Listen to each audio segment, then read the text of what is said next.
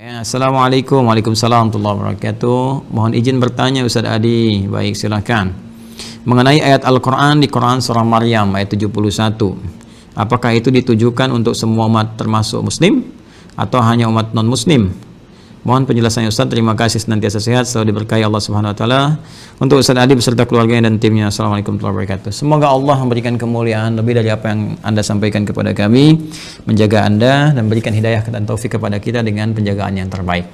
Saudaraku dan saudariku dimanapun Anda berada, ini ayat sering kali digunakan sebagai klaim paling favorit, khususnya oleh karangan orientalis juga misionaris, yang dipakai, ditebarkan dan memberikan kesan bahwa ada nih Islam ini agamanya tidak memberikan apa-apa, nggak memberikan manfaat, karena nanti percuma juga masuk Islam, karena ada satu ayat di Al-Quran, yaitu Quran surah 19 Maryam ayat 71 yang mengatakan semuanya pasti akan ke neraka, jadi nggak akan selamat, sehingga itu perlu juru selamat.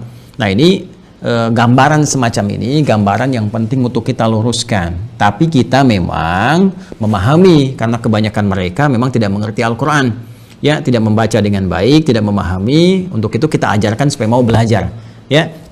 Quran surah ke-19 Maryam ayat 71 itu terangkai, ya, dengan ayat-ayat sebelumnya, ayat 70, ayat ke-69, ayat ke-68, bahkan ke ayat ke-67-nya.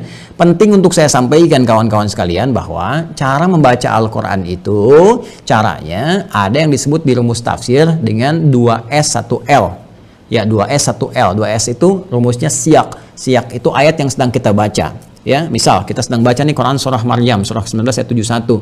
Kemudian kita lihat lagi setelah siyak apa? Ya, sibak. Hubungan dengan ayat sebelumnya. Ada nggak korelasinya? Apakah ini satu kesatuan? Ya, dari ayat sebelumnya nyambung nih mengisahkan tentang kisah tertentu. Ini loh muaranya seperti ini. Atau dia berdiri sendiri, cuma satu ayat aja itu. Itu maksudnya gitu kan? Nah, kemudian ada lihaq. Lihaq itu dengan ayat setelahnya. Ayat 72-nya, ya, kemudian sampai seterusnya sampai ke An-Nas.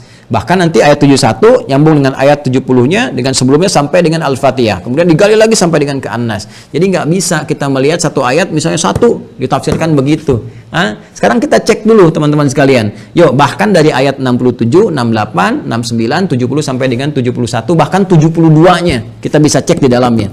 Nah, ini rangkaian ayat ini sedang mengisahkan orang-orang yang sangat ingkar kepada Allah dalam kehidupan dunianya.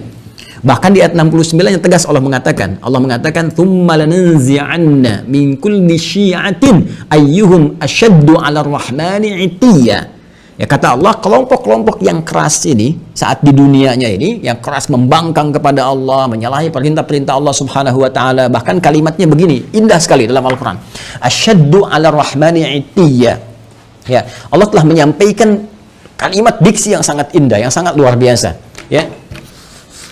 Thumma lananzi'anna min kulli syi'atin ayyuhum asyaddu 'ala rahmani 'itiyya. Sebelum sampai ke ayat 71-nya. Ya, Allah menyampaikan di ayat 69-nya, ya. Pertama ada diksi Ar-Rahman. Ya. Rahman itu kan sifat kasih yang tanpa batas diberikan bagi setiap hamba, ya, yang menghambakan dirinya kepada Allah sepanjang masih punya waktu kehidupan di dunia. Jadi masih umum nih, universal.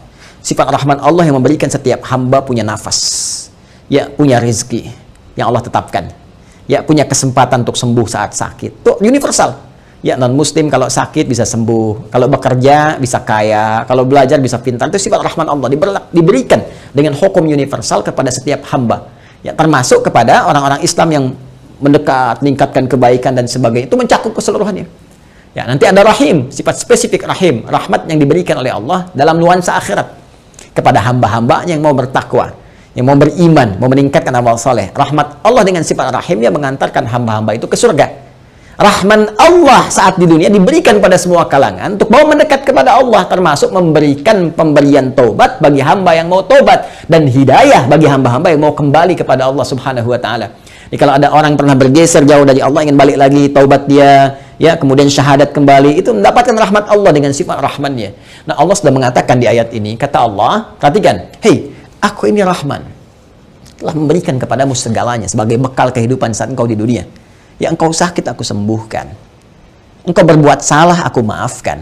Engkau mau taubat, aku terima taubatmu. Engkau mau istighfar, aku ampuni. Engkau butuh, aku berikan jalan. Saat kau sulit, aku mudahkan. Tapi dengan semua pemberian itu, engkau begitu keras. Ya, asyaddu 'ala ar-rahmani 'itiyya. Ada kalimat asyadd. Allahu akbar. Ada kalimat 'itiyya. Ya, ini kan pembangkangan yang sangat luar biasa. Ya. Jadi kasih yang Allah berikan begitu dalam itu dibalas dengan pembangkangan yang sangat keras. Ya, sangat dahsyat. Bahkan sampai menuduh Allah Subhanahu wa taala. Ya, sampai melecehkan Allah Subhanahu wa taala. Ya, ketika bermaksiat kan melecehkan Allah. Ya kan? Ketika bermaksiat kan menentang Allah, sampai menentang Allah. Ya, Allah bilang jangan mencuri, mencuri, kan menentang namanya. Jangan berselisih, berselisih. Jangan gosip, gosip.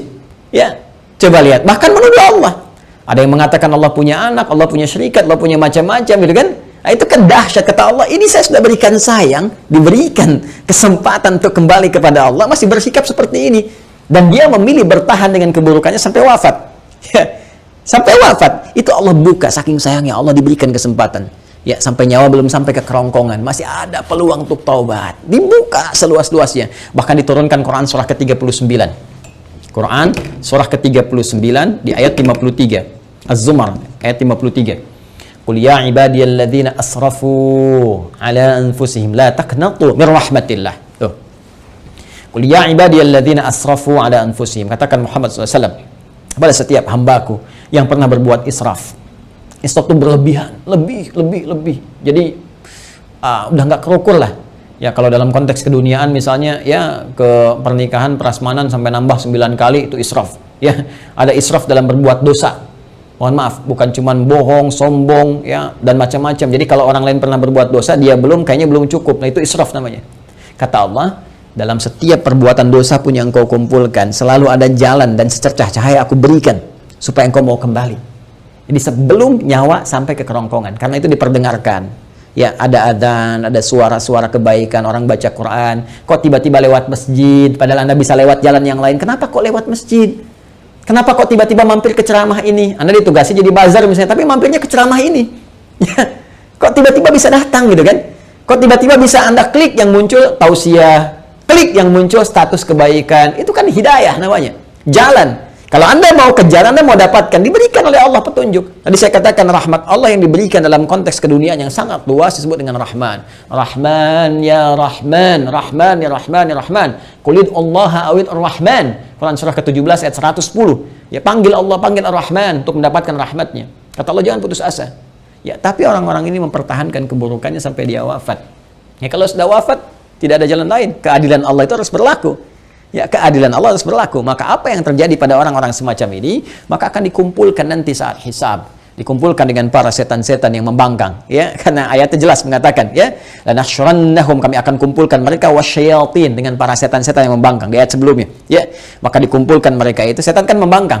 Ya, setan membangkang, menggoda anak cucu Adam, bahkan bersumpah ya di hadapan Allah Subhanahu wa taala akan menyesatkan anak cucu Adam, memberikan angan-angan kepada mereka. Quran surah keempat An-Nisa, ya, dari ayat 116, 117, 118 sampai dia mengatakan, ya, ketika Allah mengatakan la'anahullah, qala la attakhidanna min ibadika nasiban mafruḍa wa la udhillannahum wa la umanniyannahum. Kami akan sesatkan mereka, berikan kepada mereka angan-angan dan sebagainya. Gitu kan?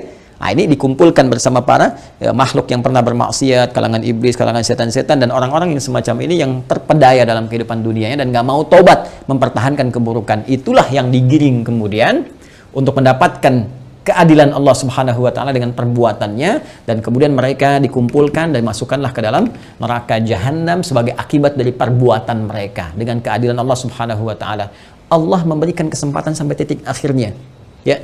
Tapi mereka tidak memanfaatkannya. Tapi kalau sudah selesai kejadiannya, tuntas kemudian dengan wafatnya, maka sifat keadilan Allah mesti berlaku. Karena Allah punya sifat al-adil, maha adil. Ya, maka dengan sifat kemahaadilan ini mesti diberlakukan keadilannya. Bagi yang baik dapat balasannya di surga, ya, kebaikan-kebaikan rahmat Allah. Bagi yang salah, apakah dia punya iman atau tidak? Apakah punya bekal kebaikan atau tidak? Karena kunci kebaikan di akhirat itu iman dulu. Ya, awas, beda, jangan lihat konteks dunia karena timbangannya beda. Antara dunia dengan akhirat, semua punya mekanismenya, semua punya aturannya. Dunia apa saja bisa Anda kerjakan sepanjang Anda mau berkreasi. Akhirat punya aturan tersendiri. Maka kunci kebaikan disebut dengan iman. Pertama dilihat ada iman atau tidak. Dari imannya ini ada kebaikan atau tidak. Kalau dia beriman, berbuat baik, ternyata berbuat salah juga, maka perbuatan baiknya akan menutup yang salah-salahnya dulu. Kalau sisa baiknya, dapat rahmat Allah, masuk surga. Kalau seimbang, tunggu di Araf. Ya, di Araf, makanya ada surah ke-7, surah Al-A'raf. Dari ayat 45 sampai dengan 49 disebutkan kisah orang-orang yang seimbang amalannya, amal baik dengan buruknya 50%, maka mereka menunggu di tempat yang tinggi ya sampai hisab selesai. Terlihat keindahan surga, pengen cepat ke sana. Ya, tapi terdengar jeritan neraka, tak mampu melihat sehingga mereka memohon rahmat Allah, ya Allah rahmatmu, ya Allah rahmatmu.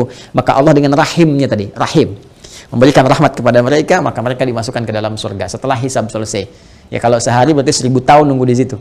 Ya, tapi ternyata kalau jelek ini, jeleknya banyak 50,0001%. Ini 49,9999.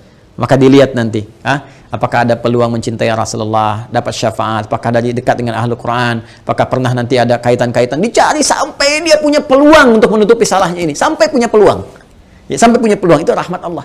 Sampai Allah kemudian memerintahkan malaikat, cek lagi coba ada amalan sunnahnya atau enggak, cek lagi ini, cek lagi itu, sampai sempurna. Allah Maha tahu, tapi untuk memberikan keadilan supaya dibuka. Ya, mudah bagi Allah mengatakan sudah nggak ada peluang, masukkan neraka, mudah. Tapi ketika Allah katakan buka catatannya, perlihatkan kepada dia, terbuka semua sehingga semua potensi kesadaran dia, pemahamannya, dan tidak ada hujah lagi di hadapan Allah karena semua dibuka dengan semua bukti-buktinya. Jelas ya? Nah, kalau dia tidak mendapatkan ini semua, maka dia masuk ke dalam neraka sampai selesai batasan kejelekannya, lalu dengan rahmat Allah diangkut dia, dimasukkan ke dalam surga. Ya, diselamatkan dia, kemudian dimasukkan ke dalam surga. Tapi orang-orang yang memang ingkar dari awal, tidak punya iman, bertentangan, kemudian bahkan mempertentangkan Allah Subhanahu wa taala, maka orang-orang semacam ini akan kekal di nerakanya seperti Allah janjikan. Karena itu kalau masih punya kesempatan, perbaiki diri kita. Dan ingat ya, kalau membaca Quran, belajar Quran, maka belajar kepada yang ahli Quran. Jangan orang nggak pernah baca Quran, dia dengar, kemudian penjelasannya. Dia aja nggak ngerti Quran, bagaimana Anda bisa mendengar tafsirnya? Ya, mendengar penjelasannya. Ini kan agak aneh cara berpikirnya. Jadi kalau ada orang-orang yang tidak beriman atau tidak mengetahui Quran, kemudian memberikan gambaran-gambaran, termasuk orang-orang liberal misalnya, ya, yang nggak ngerti Quran, nggak paham cara menafsirkan Quran, nggak mengerti kandungannya, baca Quran aja jarang misalnya kan, bicara tentang isi Quran itu nggak usah didengar. Nggak usah didengar. Ya, dulu pernah ada penjelasan bahwa ini semua orang nih, semua agama berpeluang semuanya masuk surga. Ya, walaupun beda-beda keyakinan, cuma punya satu Tuhan yang sama, walaupun caranya beda-beda. Lalu seenaknya mengambil potongan ayat Quran. Diambil Quran surah kedua Al-Baqarah di ayat 62. Ya, paling kiri sebelah atas. Innal ladzina amanu wal ladzina hadu wan nasara was-sabiin. Sampai situ dipotong. Ini dalilnya nih. Orang beriman, ya, orang Yahudi, orang Nasrani, orang Sabi'in, ya kan, penyembah bintang gemintang dan sebagainya. Ini dalilnya, tapi dia nggak teruskan. Man amanahnya nggak diteruskan. Man amana billah wal yaumil akhir wa amila salihah. Sepanjang mereka beriman kepada Allah. Maksud Allah ingin menyampaikan bahwa semua hamba-hamba Allah ini, apapun yang ia kerjakannya sepanjang mereka beriman dan beramal saleh. Ya, misalnya tadi yang dari kalangan Muslim, ya. Kemudian dari kalangan Nasrani, dari kalangan Yahudi, dari kalangan Sabi'in, dari semua, Allah nggak akan bedakan semua mereka kalau mereka mau beriman. Artinya apa? Minta dulu semua beriman. Ya, asyhadu an la ilaha illallah, asyhadu anna muhammadar rasulullah, yakin dengan Allah, tinggalkan semua hal kecuali apa yang telah Allah tetapkan kepada mereka. Menyembah hanya kepada Allah, salat kepada Allah, baca Quran dengan baik dan beramal sesuai petunjuk Allah. Makanya di ujungnya ada wa amilus salihah. Ya.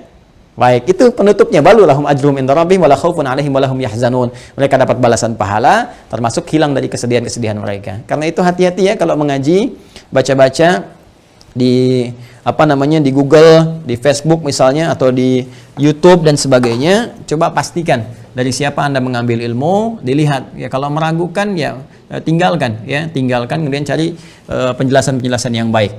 Ya, penting ngajinya juga harus diperjelas, ilmu sorofnya dipertajam, ya. Tabayatubu YouTuban gitu.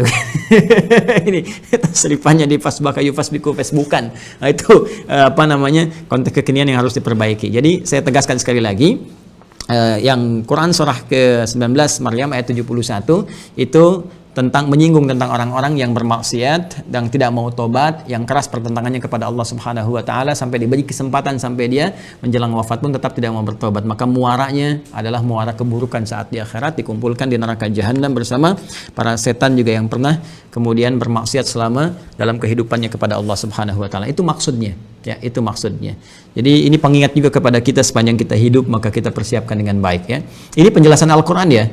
Ya, penjelasan Al-Quran. Nah, kalau nanti ada penjelasan misalnya di buku-buku lain atau keterangan lain, yaitu gambaran-gambaran yang bisa kita uji. Ya, Al-Quran itu menawarkan dengan sangat indah. Satu-satunya kitab di muka bumi yang membuka penawaran kepada setiap hamba untuk bisa silahkan datangkan semisal Al-Quran, silahkan kaji. Satu-satunya kitab di muka bumi. Kaji otentisitasnya, dijelaskan langsung. Kaji otentisitasnya. ya kaji apakah ini buatan manusia atau ini firman Allah Subhanahu wa taala. Silahkan lihat dari berbagai unsur. Ya, dari unsur sastranya, unsur kebahasaannya, unsur isinya, muatannya dan sebagainya. Itu satu-satunya kitab di muka bumi yang membuka peluang kepada setiap hamba, bahkan menawarkan kalau nggak mampu sendiri panggil dari kalangan jin, panggil dari kalangan yang lain. Bisa nggak datangkan semisal Al-Qur'an. Satu-satunya kitab di muka bumi. Silakan tunjukkan pada saya kitab mana di muka bumi yang menawarkan, ya, bahkan bukan hanya kepada pemeluknya, kepada siapapun di muka bumi untuk memeriksa kebenarannya, kecuali Al-Quran. Kecuali Al-Quran. Karena itu, mengaji Al-Quran harus menggunakan pendekatan-pendekatan hukum-hukum, ya, dan dasar-dasar keilmuan yang benar. Ya, Wallahu ta'ala alam bissawab.